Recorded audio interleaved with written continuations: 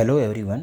ये मेरा पहला वीडियो है और पहले वीडियो में ही हम देखने जा रहे हैं electrostatic potential due to a point charge. ठीक है, इसका मतलब कि एक पॉइंट चार्ज की वजह से किसी पॉइंट पर कितना इलेक्ट्रोस्टैटिक पोटेंशियल जनरेट होगा। ठीक है, तो इसके लिए आप यहाँ पे देख सकते हो कि हमने एक पॉइंट चार्ज कंसीडर किया हुआ है। इसको हमने क्या बोला हुआ है, क्यू। और इससे कुछ आर डिस्टेंस पर एक पॉइंट पी है और इसी पॉइंट पी पर हमें इलेक्ट्रोस्टैटिक पोटेंशियल निकालना है। किसकी वजह से? तो इस पॉइंट चार्ज क्यू की वजह से। ठीक है, तो डेफिनेशन तो आप सबको पता ही होगी कि डेफिनेशन क्या होती है कि यूनिट पॉजिटिव चार्ज को इन्फिनाइट से इलेक्ट्रिक फील्ड के अंदर किसी पॉइंट तक लाने में जो वर्क डन होता है, जो वर्क डन करना पड़ता है, वही क्या होता है, इलेक्ट्रोस्टैटिक पोटेंशियल होता है उस पॉइंट पर। ठीक है, तो यहाँ पे हम लोग क्या कर रहे हैं कि हम ऐसा अज्यूम कर रहे हैं कि कोई प्लस क्यू नॉट चार्ज है, कोई ठीक है, इसको हम टेस्ट पॉजिटिव चार्ज भी बोलते हैं। तो एक टेस्ट पॉजिटिव चार्ज है प्लस क्यू नॉट, वो इनिशियली कहाँ पर है, इन्फिनाइट पर है।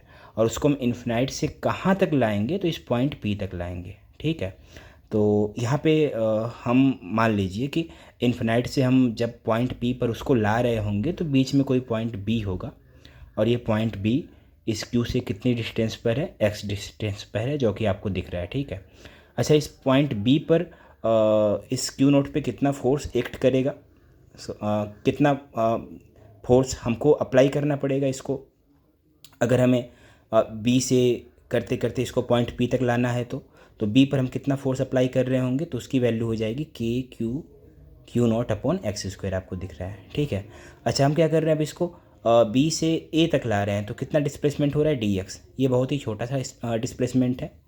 ठीक है, तो इस छोटे से डिस्प्लेसमेंट के लिए जो वर्क डन होगा वो छोटा सा होगा, जिसको हम किससे दिखा रहे हैं, डी डब्ल्यू से दिखा रहे हैं। ठीक है, और डी डब्ल्यू इक्वल्स टू क्या हो जाएगा, हम सबको पता है, फोर्स और डिस्प्लेसमेंट का डॉट प्रोडक्ट। ठीक है, और ये फर्दर क्या बनेगा, D W equals to force का मैग्नीट्यूड इनटू डिस्प्लेसमेंट का मैग्नीट्यूड इनटू दोनों के बीच का एंगल। तो एंगल कितना होगा यहाँ पे, 0 डिग्री होगा। 0 डिग्री क्यों होगा, क्योंकि बी पर जब ये चार्ज होगा हमारा क्यू नॉट, तो हम फोर्स किधर लगा रहे होंगे, तो इधर लगा रहे होंगे, इधर लगा रहे होंगे, और डिस्प्लेसमेंट भी इधर ही हो रहा है।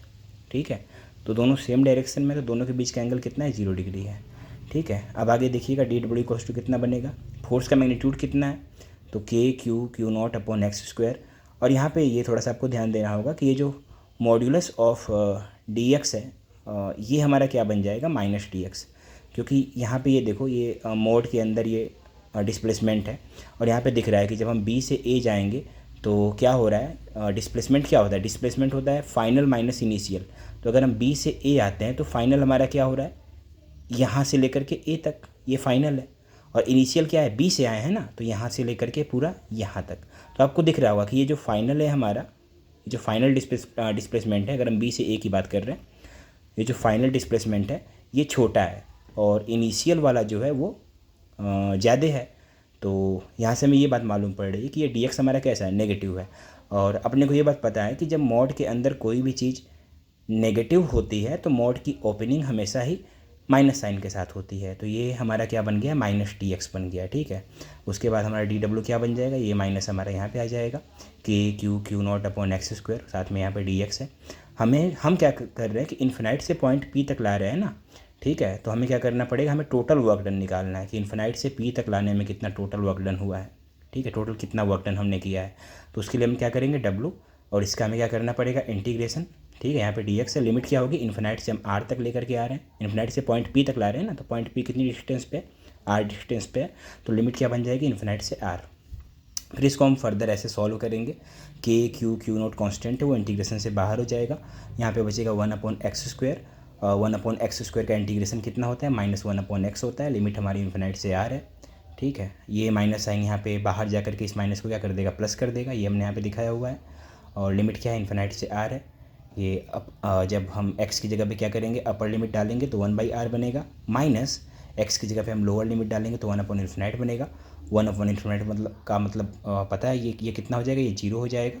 तो w इक्वल्स टू कितना आ जाएगा, के क्यू नॉट अपॉन आर। इस क्यू नॉट को हम इधर लाएंगे तो ये w अपॉन क्यू नॉट हो जाएगा। और ये जो w अपॉन क्यू नॉट होता है इसी को हम क्या बोलते हैं, पोटेंशियल बोलते हैं, इलेक्ट्रोस्टैटिक पोटेंशियल बोलते हैं यहाँ पे। ठीक है, इस केस में तो v इक्वल्स टू कितना आ जा रहा है, आपको दिख रहा है, के क्यू अपॉन आर। अगर यहाँ पे मीडिया हम वैक्यूम या एयर माने तो के की वैल्यू कितनी होगी, 1/4 एप्सिलॉन नॉट। तो v इक्वल्स टू कितना आ जाएगा 1/4 pi epsilon not q upon r। ठीक है, तो आई होप आप लोगों को समझ में आया होगा। ठीक है, ओके बाय।